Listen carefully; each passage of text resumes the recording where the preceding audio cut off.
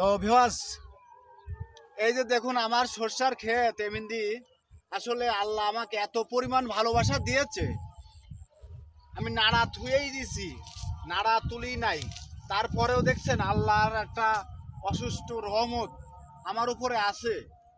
কারণ হচ্ছে আমি এখন তো শুধু এগুলা বনি সারিয়ে আমি 2টা সেচ দিয়েছি, এরপরে আর কোনো এর ভিতরে ট্রিটমেন্ট করি নাই। অবশ্যই আমার ট্রিটমেন্ট দেওয়ার একটুখান জরুরি দরকার ছিল।